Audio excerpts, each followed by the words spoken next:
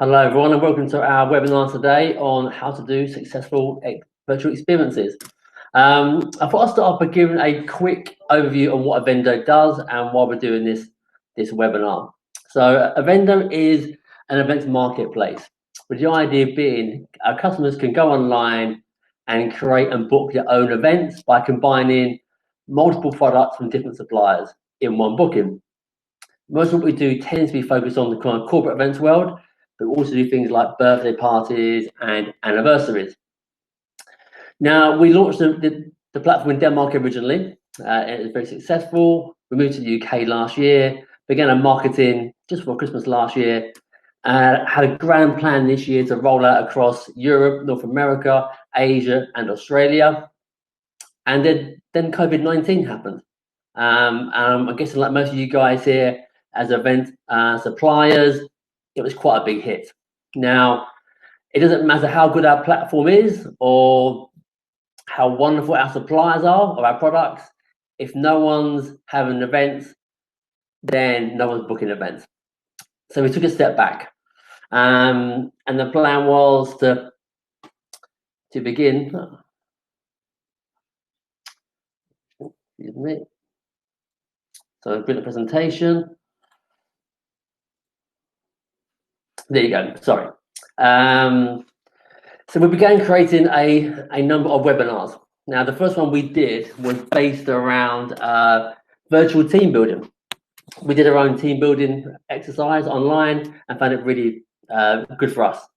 So we did our first webinar on that. And the idea being is that we would invite guest speakers from around the industry come along and talk about their expertise. So we've had people who are experts in COVID-19, we've had experts in team building and also training as well.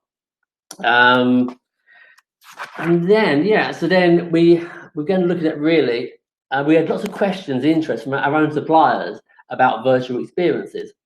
So we said, okay, why don't we put together a webinar and help our existing suppliers, but also other suppliers out there that may have an interest in virtual experiences. And we should be taking really about 30 to 40 minutes, depending on how we go. Now, normally we have a guest speaker, and I'm the host, but today actually I am the guest speaker, and that's why I've crossed it out. And am I an expert on the subject? I'm not sure. It's all very new to the industry, but my general role at Evendo is looking after our suppliers, and it could be direct suppliers or any suppliers we have via people like Viator or Meeting Package, etc. Now, I'm based in London. I have a London accent. I know you guys, I can see from the list of attendees, are from Australia to North America to Singapore, all across Europe. So if I talk too fast, let me know. I do apologise. There is a chat function on the right-hand side.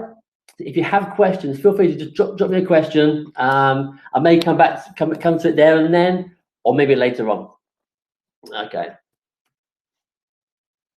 And then today's agenda really is, first of all, we'll look at what are virtual experiences. You know, they're all very new to all of us. What kind of types of products are out there? Why someone would want to book a virtual experience? I think that's really important to think about our customers. What benefits they can bring to you as suppliers.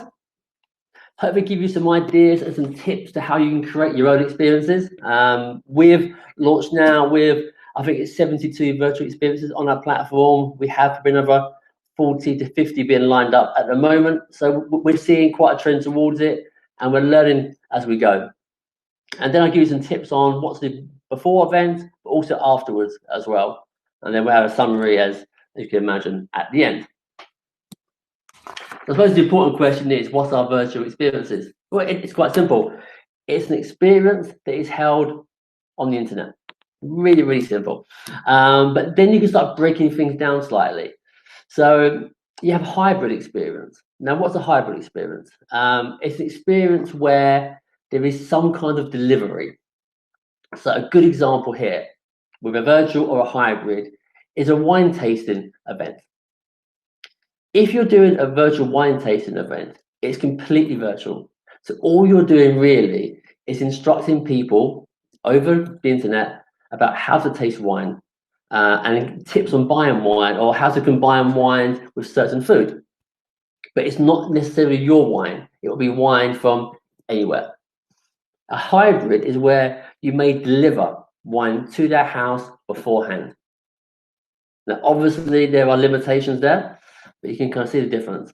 Live streaming. This is live streaming. I'm just sitting here in my kitchen talking to you guys about experiences and virtual experiences. It's just a talk, really. Then we have 360. This is focused on really on tours. And it allows people to do a tour of a museum with a particular camera and give them a 360-degree view of what's going on. Then we have hosted and remote. So again, I'm hosting this presentation, so I can quickly go through the slides really easily. I'm in control. I host it. It could be one person. It could be many people. Remote is different. Remote is where you create something where you're not going to be there. You provide them with the tools to run their own experience. So it could be some kind of escape game, but all you do is provide them with some ideas and they go along and they do their own experience. It may also be a pre-recorded video that they play there and then. The difference is there's no real kind of manpower needed for remote products. Although some escape rooms that are doing online games will have someone in the background that may be chatting to you via a chat function, but they can control that and play 5 different games at once. So it's not a one-on-one situation. Okay, and these are the kind of virtual types of experiences. Now, the first one I think is, but going from what I'm seeing on who's coming for our channel today, lots of tourism products. It's okay. I'll come back to your question in a few minutes, if you don't mind. So tours, yeah, tourist industry. You know, because of COVID-19, no one is really traveling and no one's really experiencing tourism products. So there's been a demand for customers to maybe they have not been away this year and they want to do a virtual tour of the Colosseum in Rome, etc. Those kind of things.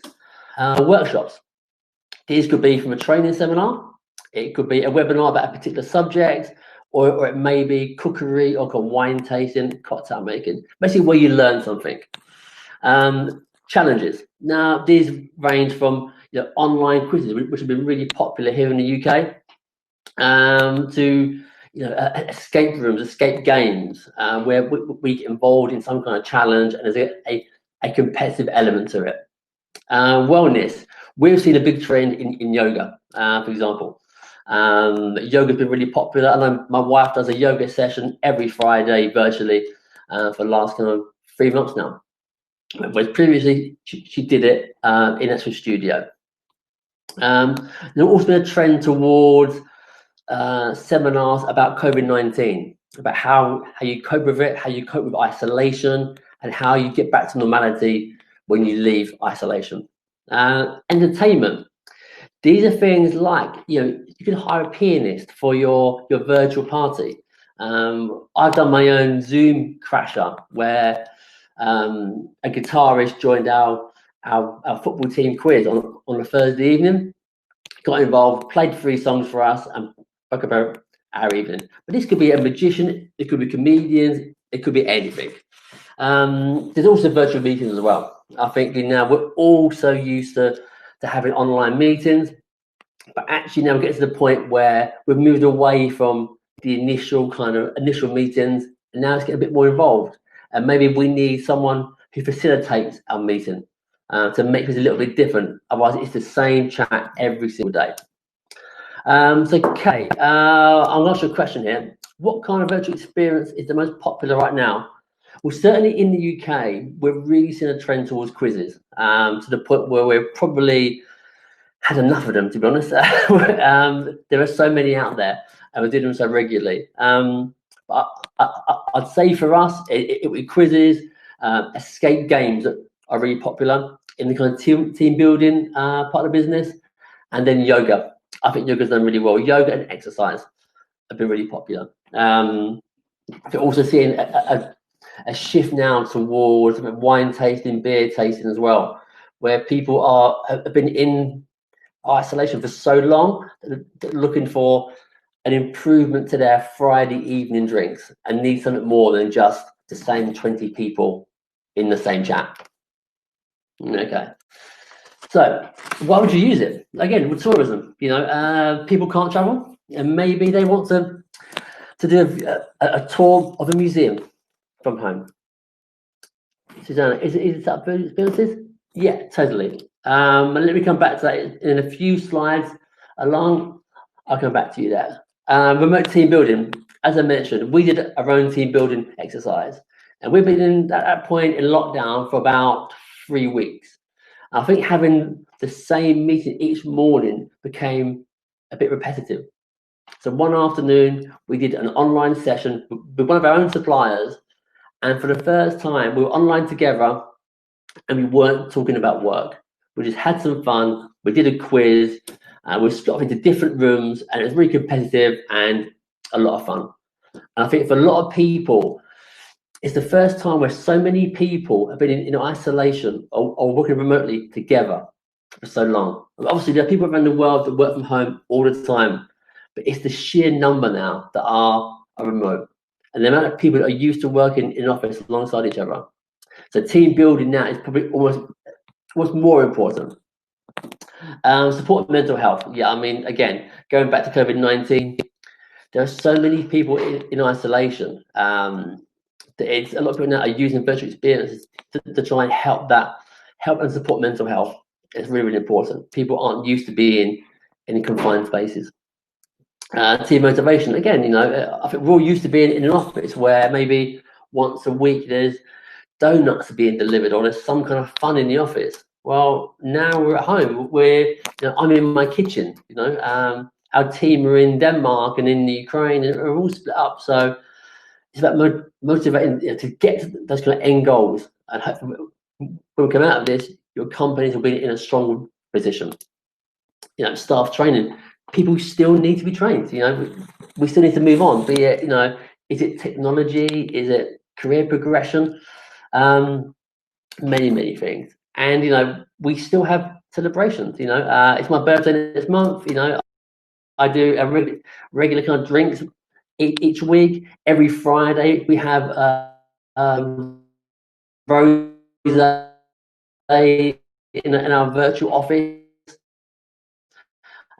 People still have work anniversaries, and there will be some parties. There will be parties, but maybe just online. And the other one is exercise, definitely. I mean, I mentioned yoga already; it's been really popular. But here in the UK, we have someone called Joe Wicks, who at the start of lockdown, he began a YouTube channel to do exercise for kids every morning, and 3 months later, he's still doing it. So yeah, definitely exercise is important. And in terms of your question, Kay, about how long do we think there'll be a market for virtual events? It depends. I mean, we'll come into a bit later on, but I think we should all be prepared for the fact that we could be in lockdown in different countries for a longer period of time. And we don't really know when things will return back to normal. So even if we go back to the office, will we go back to the office in the same numbers? And we'll be traveling as well, another thing. And again, I'll come back to your question a bit later on.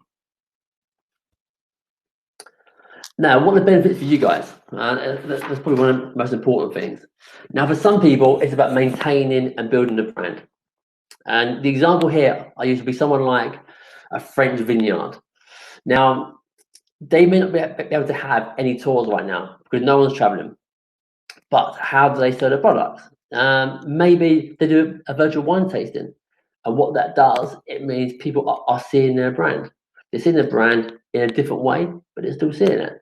And maybe those people that do a virtual wine tasting eventually come back and do a real tour. Maybe they buy their wine in a supermarket. So you may be, building some kind of brand loyalty. And this really, these next two parts really go back to Kay's question about, do you have any idea how long there'll be a market for virtual events? Well, we really don't know. I think we'll get a bit used now to working in lockdown. I live in London. I've not used the tube for 12 weeks. Now, I don't know when I'm going back to the office. And even when I do, will it be every day? Will it be, will we all be together at the same time? So I think virtual experiences have been booked for quite a while yet. People may not be too keen to travel or to be in big groups. And for you, it will give you more flexibility. If these products are around for a while, it doesn't matter if you have a lockdown, you can still sell products. So if you're in lockdown or you're not, you can have lockdown products or you can have your normal products. Gives you a bit more flexibility in the business. And what it will be later on, if you're in Italy and you're in lockdown, you can push your products locally and globally. But if Singapore, for example, is in complete lockdown, they can book your products as well. So it doesn't matter of what level your country is in, other people may want to book it. Again, global audience. Again, I'll use the example of a French vineyard. Their audience right now, well, before COVID-19, we very much live into who's in their area at that time. Well, now it doesn't matter.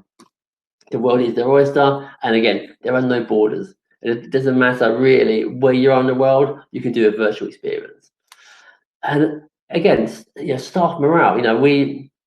There are so many people in the events industry that maybe aren't working right now, need things to do.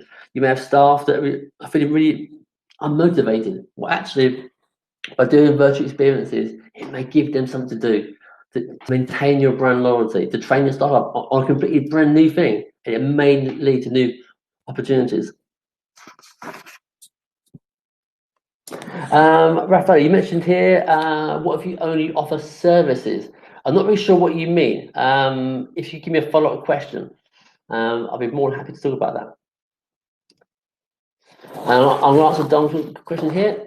I think even if we go back to real life events, then virtual events could be a key part of the strategy to drive people into stores. Yeah, definitely. And I think if you're doing, say, beer tasting, for example, there's definitely a chance to get to a brand new market. And it may be a chance to promote your services online and find new customers. Okay, so that's really kind of the kind of styles of virtual experiences, and what it might bring for you. But I will actually answer. I will go back to one question here actually from Rafael.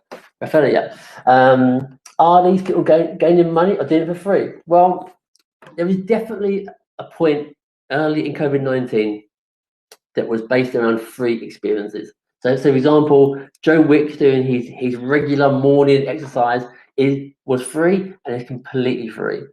But I think we're now moving away from free experiences now, and people are beginning to open up the fact that maybe there is a market for this, because it's not going away, and they can't do free things forever. The free things were great for a while, but actually we're now moving forward a bit more. I think we're seeing it in the market that maybe there's not a massive market yet for huge bookings for thousands of people, because companies are a little bit cautious about spending money right now, because they may have staff that are furloughed, they may be letting staff go, and they're making no money. So there is that element as well. But there's definitely an element now. We're moving towards the part where we can actually start selling products now, and people are expecting it. As a question from Brian. Hi, Simon. Do you see, i.e. my product, the virtual piano bar, being able to be sold outside the UK to other markets and time zones? And how much does UK time zone product take up in other world time zones? Well, this is really interesting for us. So before COVID-19, we had two types of products. They were delivery, or they were a physical venue product. So, i.e. either a meeting room or a go-karting arena, or we had a limousine hire, or we had something that came to you. When COVID-19 hit, we changed our product and created a virtual platform. And that means that those products, it didn't matter where in the world they were created for us, they could be sold in any market. So i.e. if we had a virtual product in Singapore, we could sell it in UK. And what we've done, we've created a platform that will take the Singapore time zone and convert it into Greenwich Mean Time. So you will see as a customer when it's available for you in your time zone, and that for us is really important. So I think there's definitely an opportunity, because I mean, actually, if Brian does music normally, I'm guessing he is a pianist. He could be based in the UK. He could be based in London. If he's in London, he can probably go and do an event in the real world in London or around London. As you move out of London, it will get more expensive for him to travel. So Manchester, Edinburgh, Glasgow is much more expensive. If he goes to France or Germany, again, there's a cost there. If he's doing it from home, there's no cost. It's just his time. He's not traveling. And also it means that he could do the same product. He could do it in the morning from the UK to Singapore, do it in the UK in the afternoon, and do it in America in the evening. And it's really, the world is his oyster. Let's have a look at a couple more questions here before I move on. Heidi Evans, what's your advice regarding copyright intellectual property for virtual tours? For example, of a remote product that customers can potentially have access to for a longer period of time instead of hosted one. That's a really important thing, actually. We have, most of our products are generally hosted, or they're remote where they can only be used once. We did get approached by one company that had a product, but it didn't suit us, because once you purchased that PDF, it could be shared anywhere, and it didn't matter if you're one person or 500. So actually, we took a step back from that product, because we didn't want that customer to buy it and then basically just use it everywhere. Okay, a quick one here from Rafaelia. Virtual experiences are great tools to raise brand visibility. However, people expect them for free. If you cannot follow up by selling your product and virtual experience, actually your product is a bit tricky. In my case, I could only follow up with online classes. But obviously, I wouldn't be able to charge face-to-face fees. Yeah, I mean, there are some products at the moment which are so widely available for free that people expect not to pay for it. But actually, I think that is changing. And maybe a one-on-one session they expect for free. But maybe in the corporate world, where you're doing some kind of class for 20 to 30 people, there's a much better chance of getting a payment out of it, basically. Yeah, it's more of a bigger purchase. And Dom says, could you record live experience at other time zones? Can watch the video later? Yeah, definitely, Dom. You definitely can. You can have two products. One could be completely live, which is a host experience, and one could be remote, which they plug into your recording later on. And the important thing is that if you're doing it hosted, your scalability is based around you. So if only you can do the piano, only you can do the product. You can only do it once at one time. And then if you do it remote, you can do it as many times as you want, which is great. Okay, I'll do one more question before I move on. This is from Ellen. Which portion of the market is a vendor representing? I.e., what age groups, social groups, are coming to you looking for virtual experiences? Well, most of what we do in the real world before COVID-19 was based around corporate groups. So about 70% of our business was corporate. The rest being birthday parties, those kind of events. Certainly since COVID-19, it's been a high proportion of corporates. Now, our real target market is a corporate PA, and it's the kind of person who's been tasked with creating an event for a small group, so under 100 people. So generally, it will be the sales team or the marketing team. It wouldn't be the whole 4,000 people. It will be 25 people in the sales team, and they tend to be urban, and most of our bookers tend to be female. Probably about 70% are female. But certainly in the virtual world, there's probably a bigger market right now for corporates rather than consumers. And it's probably an easier sell because if you're booking as part of a company, there's one person making the booking. And if you're doing it for or group of friends, or who books it, how much you pay for it, who's gonna transfer the money to each other virtually. There's a few things to kind of think about there.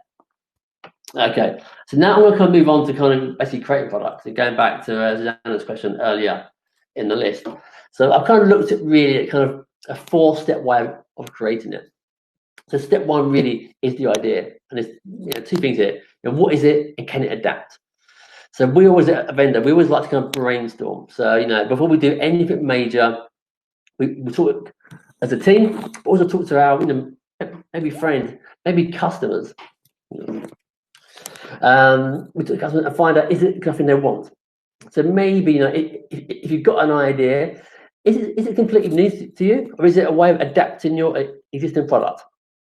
And then really, have a chat to your staff. There are many people that have experience now in virtual products, so maybe chat to them, see if they think it's a good idea or not. Now, where are you going to host it? Now, I'm hosting this in my kitchen, but there are certain things I need to consider. So my Wi-Fi, for example, before COVID-19 hit, I bought some new Wi-Fi broadband extenders. So I know in this room the Wi-Fi generally isn't too bad, as long as no one else is really on a Zoom call or something like that.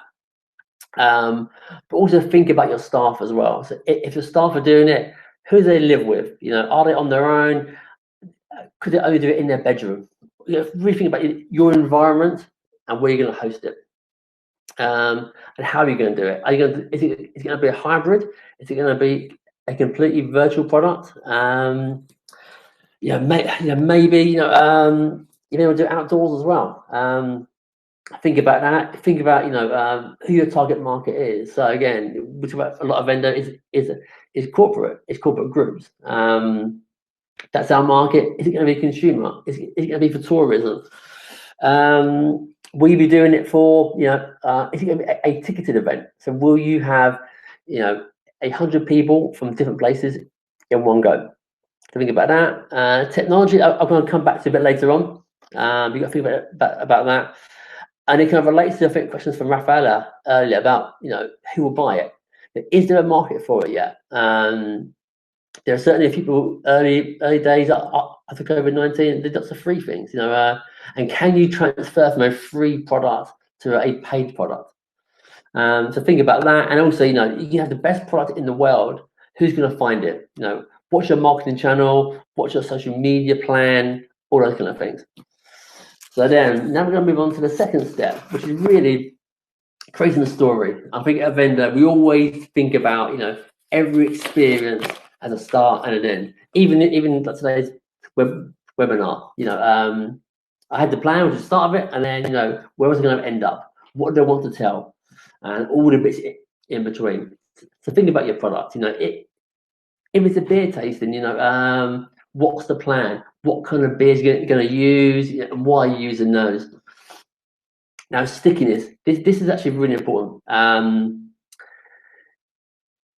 It's very different in the virtual world. I'll give a good example of a brewery tour. If you're doing a brewery tour in a brewery, and maybe things are going too slow, people are losing attention, you can spot that. You can see, okay, this group over here are looking a bit disinterested. Maybe I'll make things go a bit faster, or maybe I'll do this. Maybe we can now try some beer to get them back on site. When you're doing it virtually, it's much harder. You may have 20 people screened in front of you. How do you control that? How do you know who's engaged, who's not? That's really hard to say. Virtually, it needs to be stickier. You need to keep them together much more. Adapt the drama. I mean, this is, I suppose, really, again, I'm going to try and use examples. If you look at an escape room, there's drama in an escape room. You turn a key and a door opens. Everyone goes, "Wow, what's that?" If you're doing a vineyard tour, you may come around the corner and see the vineyard in full bloom during harvest, and it looks amazing. And it has some kind of drama, kind of feel to it. How do you do that online? So it has to be different. So if you're doing quizzes or challenges or games, they probably have to be more fun than really in the real world. If you're doing wine tasting, maybe you put emphasis much more on the participant rather than yourself. Get them involved, get them to try their own wine, maybe get them to have some fun. If you're doing a tour, if you're a tour guide in a museum in the real world, your customers are going to be looking around. They're going to be smelling things in the market, for example, tasting things. They can't do that virtually. So maybe you have to think about how you get them much more engaged. Maybe ask them more questions, give them challenges, and just really get people, to come out from behind that screen. And engagement, again, I think is really important. It kind of links to the previous topic, but it's kind of similar. Where we're all different people. Some are shy, some people are really outgoing, and probably virtual experiences make that even more magnified. So if you're shy, you hide behind the screen. If you're loud, you shout first. And a lot of video conferencing products, the louder you are, the more you appear on screen. So it may mean that your participants end up hiding, and forcing the louder ones to always come to the front. So I will put some tips later on about how to kind of manage that. But people need to be engaged, and everyone needs to feel like they're involved in the experience, local or global. And this really kind of stems back to the hybrid of virtual products. So if you have a virtual product, it can go completely global. Your only real barrier is probably times and language. That's it, really.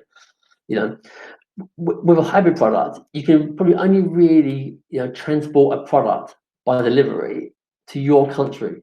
And even then, it may be that you have 50 people on your experience. 40 are in Rome, 5 are in Milan, 5 are in Napoli, all with different kind of prices and delivery. So think about that. And what is that good for the customer? I think it's great to go away and invent products and come up with things, but actually, what will the customer take away? What's their end goal? Thank you, Rafaela, for my pronunciation. And we probably test too many things at times, but we test. And particularly with experiences, try it on your friends and family before you push it out into the real world. You have the concept, you've got your idea, you start putting it together, but try it out with friends and family and other members of staff. Now the technology, which probably for most people is the hardest thing. Now I'm going to give a link. If I can quickly bring it up. There we go. I'll put this in the chat room. Now our marketing department spent a lot of time early in the lockdown looking over the various kind of video conferencing platforms out there. We looked at about 5 or 6 and gave a grading on each kind of element to it. So if you want to have a look at that, please do. I think if we'd done this 5 years ago, it would all be about Skype. It's probably now all about Zoom. Zoom seems to be the one that has done the best so far out of COVID-19, but it does depend on your product. And things like audience size, and do you want to use a good audio or good visual kind of things to think about. So have a look at that. It's every platform has its plus points and bad points. So have a look at that when you've got a few minutes. So to Wi-Fi quality. It's not just you, but as maybe as a business owner, but also your staff, who is doing the experience and how good is their Wi-Fi. Because what you don't want is things to go patchy halfway through your experience. As I mentioned, I bought some new Wi-Fi towers before COVID-19, just before, bizarrely. And what they do, I have a London house with Victorian bricks, and the bricks hate Wi-Fi. So I need to kind of boost it. I need to make sure that each room in the house has good Wi-Fi. So think about that. Cameras and microphones, headphones. Now I'm using headphones. Apparently, they sometimes rub on my shirt as I'm talking. So apologies for that. I may get some proper overhead stuff. But you can, do you want to use the microphone on your laptop, or do you want to get an extra camera? Maybe if you're doing some kind of cocktail class, you'll want a camera on you and one on the side, maybe. So kind of think about that. Breakout rooms for me were quite a revelation. So we did a Zoom quiz very early on in the kind of lockdown, where there was 8 of us involved, and our quiz master pushed us off into virtual rooms. So we were, for about half an hour, we were separate, answering different questions. And that was great. So if you do the training, you can push people into different rooms, and keep things apart, bring them back again. If you're doing a music lesson, you could be that one half go and do drums, one half go and do guitar, whatever it may be, and then come back again afterwards, and they're in the same room playing together. To mute or not to mute, that is the question, really. Now, I mentioned earlier about how some people are louder than others. Now, I'll give you a good example. My son does a football class virtually on a weekend. There's about 29-year-olds on this Zoom call. So the coach controls the meeting. So that there isn't 20 kids talking at once. So that's really important. And it gives you ability really to kind of to allow certain people to answer questions. So it may be that if you're controlling who's talking, if you spot someone who's really quiet, you can ask them the question. Virtual whiteboards. So like a whiteboard or a blackboard you have in school, or there are now virtual whiteboards. Now some platforms have it in the platform. Some you can buy things that are separate kind of subscription, but it will allow your customers and yourself to maybe write things on this whiteboard that everyone can see. You can do it at the same time. You can draw things, etc. To answer Ellen's question, I'm not sure about how you do it on a Zoom session. I'm not sure if you can, but I know we've got some suppliers in Italy now are using 2 cameras, so I need to probably ask them how they're doing it. But they went live this week. But maybe Ellen, I'll follow up afterwards. Multiple devices. Now, we have some games where it asks you to have a laptop, but also use a phone at the same time, which is fine. What you should remember is that your customers may have other things going on. So, for example, we have 3 working laptops in the family, and there's 3 of us. But at some point, my son is using my wife's phone to listen to Harry Potter audiobook. So her phone's not available. So think about your participants' environment. What's going on in their life? Would it have 3 things that they can use all at the same time? That's quite important. Data sharing. So we have a chat room here, for example. It may be you're doing a music lesson. How you get that music back to you? Will you be sharing files? Is it an email afterwards? We'll be asking questions during your kind of seminar. How are you going to do it? Virtual backgrounds.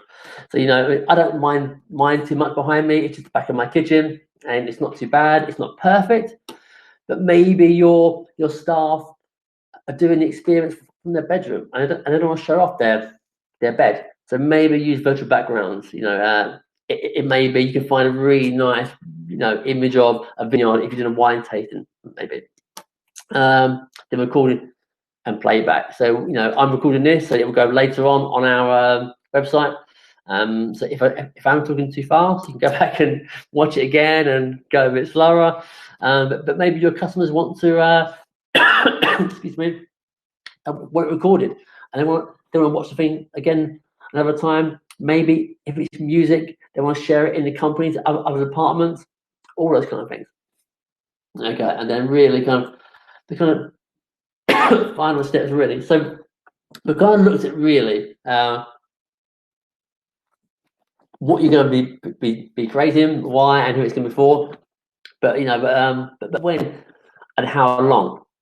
So you've got some products can be quite seasonal. So I tend to use vineyards as a good example. So if you're going to do a vineyard tour and you do it the month before harvest, it looks amazing. If you do it the month after and there's no grapes and there's no leaves, it doesn't have quite the same impact. But virtually, it doesn't matter. You can use a video of the vineyard in its full bloom. It looks amazing. You can use backgrounds of the vineyard looking amazing. It doesn't matter. Also, when you're going to do it, we mentioned previously about how virtual can be just anywhere in the world. So you give a product that is a morning product, and it can be sold in different parts of the world at the same time. It also depends really on when your staff are available. I've got a kid at home now. He's been here for 3 months. He's probably not going back to school until September. So every day at 11, I do the maths class. Now, I can't do any kind of virtual things between 11 and 12. So think about your staff, when they're going to be available. It does give you an opportunity, actually, with virtual, to get your staff at home. They can do things in the evening, do things in the morning. They can start to, excuse me, to do experiences in Asia in the afternoon. Absolutely fine. How long? Again, everyone's at home now. Everyone's at home generally. So duration needs to be a bit shorter.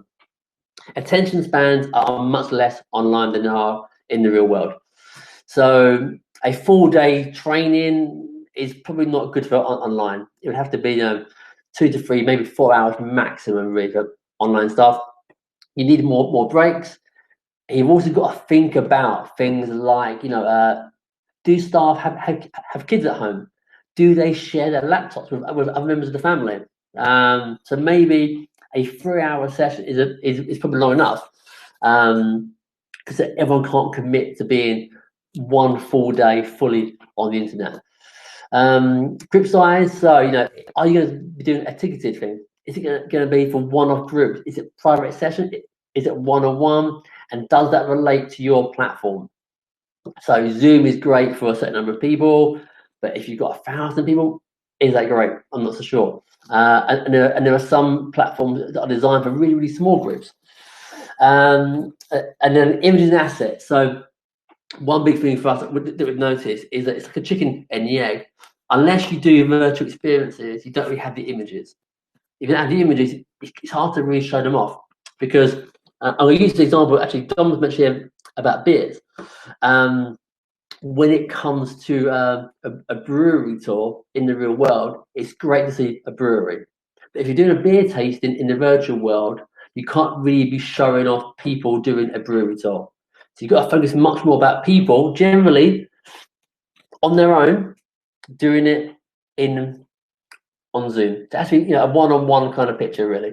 Again, yoga. You can't show a picture of 20 people in the studio doing yoga because generally they're going to be at home, having an experience in their bedroom behind a screen. So maybe show the actual person doing the class on their own. Could be in the studio, but people at home doing it as well. So we tend to use a lot of Zoom images. So then we see a picture of the person giving the experience, and then maybe people actually have an experience. But they tend to look on their own. I don't want to show too many people actually in the real world because it's not what we're getting online. So I'll answer a couple of questions. This is from Dom. Beer. Variety of beers from light beers such as power hours going up to stronger beers show different styles, different breweries. Yeah, Dom, you're definitely right. So if you're doing a beer tasting, for example, you could either have one brewery showing offer a variety of beers. It may be that you just tell the customer to go and find 5 beers before the event, and you would go through with them, and basically you go through each of the kind of styles. Or if it's hybrid, you deliver those exact 5 beers to the house. So that's different. So Raphael, could you set a minimum number of paying business for the group? Yeah. So I don't really want to talk about just really about Evendo, but we have a platform that we can sell per person, per group, per minibus, per limousine, per room, whatever. So the platform is very flexible. So what we do is some products are based around really the cost of that supplier. So the supplier will say it costs 1 hour of my time is £100, and that's the cost of the product. But it may be another supplier says, I want to be charged per person, but what I need is a minimum. So actually it's £10 per person. I need a minimum of 7 people to make it worth my time, and I can do a maximum of, say, 100 people. So we put in a minimum and maximum ourselves. This is for Ellen. In your opinion, what would the corporate interest in herbs and consciousness? Is it to left field? No, you know what, Ellen? I don't think it is. I think certainly for our customer base, and we've done a lot of time looking at who our customers are and what they want, and what they want to book. And we tend to know they are PAs or HR managers or office managers. They tend to be female. They tend to be between 25 and 45 years old, and they tend to live generally in urban areas for generally quite big companies. And one of the things they want, well, they want certain things. They want to make sure that the product that they're buying is good. They want support on the day. So if by chance the event goes wrong, there's someone there at the end of the line. But also, they quite like the idea that they look good. So if an event goes well, no one really is that bothered about the person booking it. They don't really care if it goes really badly. But what they're really keen about is that our bookers want to look different, to be interesting. They don't want to give the sales department the same experience as the marketing team. They don't want the marketing team to do the same experience as they did last year.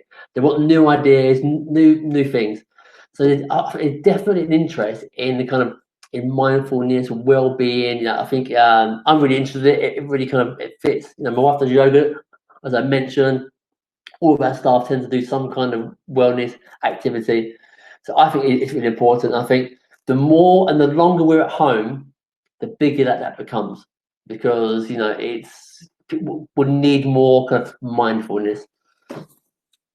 Dom, meant to send that earlier, but when you were talking about how we would do virtually as a beer tour, definitely. A beer tour doesn't have to be a physical one. It could be a tour via different breweries. So it may be a product that is beers from around the world. The issue is how you deliver them. I'm lucky that there's a shop near me. Does amazing beers, so I can go and get beers. And if you're doing a brewery tour, I could probably get some really good ones. But otherwise there's a delivery charge to think about. So customization. Is your product completely set in its ways? Is it 5 to 20 people? Is it 1 hour? It can't be only done in the evenings, and etc. Or can the customer say, actually, I want that product, but I need it for a bigger group. I want it for longer, and etc. And then have the cost and price. So it kind of relates to what I'm saying about per person or per group, per session. So is it based around what you're delivering? Is it based around your time or your staff's time? Do you want to go, actually, I want to do it for brand awareness, and just go, you know what, I just want to get it out there. I want to get my brand out there, and I'm not too bothered about how much I get back. It also depends, we'll be using third parties. Is there any commission involved? All those kind of things. Obviously, social media is generally free, but it gets to the point where you need to start paying for social media as well. So think about that. So now I'm going to move on to kind of checklist already. This is kind of like pre-event. So what do you need to prepare? Now, is what you need to prepare, can you reuse it? So will it be that you have something you can reuse again and again and again? So it might be, for example, this presentation I do again in 2 weeks' time for a different audience, but I prepare for it once and it's done. But it may be that you need to have different things for each event. Do you need to send out wines to the customers? Do you need to go and buy the wine yourself? Have you got all the kind of tech and everything is kind of ready? All those kind of things. From the customer, do you have the right information? So, do you have the email addresses? How are you going to communicate the Zoom meeting? Will you join their meeting, or do they join yours? All these kind of things. Think about the environment you're going to be in. We've got one great new partner that does a cocktail class I think it's in somewhere in Sicily maybe, and in nice weather they do it outside. What happens if actually it is raining on the day? And are your participants ready? I talk a lot about, you know, this is my setup, you know, and I've got 1 hour or so in this room with no wife or family coming in. But what about your customers? You know, how long can they be in that room? Is it all day? You know, do they flat share? Are there 10 people in the same house? So make sure they're ready and understand. Do you need any information from them as well? So is your experience open to anyone? Can they just come along and do it? Or is there any homework that needs to be done beforehand? So really think about them, what you need for them. And also, you know, will they potentially have to dress up? You know, we have certain quiz games where you dress up as part of the experience, like murder mystery, all those kind of things. Again, test. Try out different platforms, see what one works. Make sure your headphones work. You know, on my last webinar, I did. For some reason, the webinar started and I wasn't ready, and I was chatting away to the host, to the guest, and I didn't realise it was on. So always test those kind of things, make sure the headphones work, all that kind of stuff, and have a backup plan. Again, I'm going to use video tours. You know, if you do a video tour in the real world and it rains, you then change things slightly. You do it more in the winery. You're more inside. If the sun's shining, you do it more outside. But in virtual, what do you do? What happens if your Wi-Fi isn't working great? Can you fix it? What happens if your Wi-Fi is completely down? Is a member of staff going to take over from you? Is it somebody else? Can you do it on your mobile package rather than the Wi-Fi? So kind of think about those things. And it's everyone's new to these kind of things, and things are going wrong all the time. So have a backup plan. Think about what you do if it goes wrong, and then really post event. Afterwards, is it a one-off event? Are you going to follow up? Are you going to give them more information? Do you record it? If you do music, will you send them through a chance for them to kind of share it as well? People review social media. I think the marketing of virtual products is still really new. So social media is really important, and the word of mouth is also a great way of getting out there. And will there be additional opportunities? So, for example, yoga is a great example. Do you do a one-off yoga session to 20 people in a company? Does it turn into a regular weekly booking? Think about that, those kind of things. Maybe if you do a product to one part of the company, you expand it into the rest of the company. How do you get to their friends and family? All those kind of things. Do you have other products you could do for them? So, a question here from Brian. So, Simon, on your Evendo virtual product pages, you find that the images are enough to sell the event to book a PA. You find that you guys don't need a video to sell the event, right? On my own website, I need a video to sell the product. Video is something we're really keen on. It's part of our development plan for this year. I think COVID-19, like all of us, has kind of hit us to a certain degree. But definitely video is important for any product. It doesn't matter if it's virtual or it's real. But I would say definitely, Brian, I would love to get your video. So hopefully when our platform allows for it, and we have the right way of showing it as well, then we'd love to have it. But if you've got video, definitely use it. I think if you're doing things on Zoom for customers, try and record it, and try and get some images from Zoom as well, or any platform that you're using. And how many minutes is the ideal promo? If you do a promo video, keep them quite short. You don't want to give away all your ideas. If you're doing a product, I think 2-3 minutes. I think Ellen is absolutely fine. 2-3 minutes maximum. I think one of my team designers would probably have a good answer, but generally, we don't go more than 2 minutes. I'll say about 2 minutes is probably about right. Okay. Now we're coming almost to the end of the webinar. So if you've got any questions, you may want to get asking them now. And then really, as a summary, really, I think it's about creativity. It's virtual products, virtual experiences are a new world. So you can go out there, try things, see what works. Someone, from the last recession, things like Uber and things appeared. So maybe there's some really great ideas out there. It's really about adapting to either, Either you have a brand new product, or you just have what you normally do, and you adapt it, and you tweak things and make things, more virtual and try it really. Yeah, consider both sides. So what I mean here is think about where you're going to be presenting it and what it'll be like on the other side. So think about your Wi-Fi, their Wi-Fi. If you're doing it in your own house, make sure there's not a kid somewhere playing Fortnite that affects the Wi-Fi. So think about people's environments either way. My son plays football, as I mentioned, and we have a garden, but not all his friends have a garden. So some of the kids can't do class because they don't have any green space, which is obviously quite sad.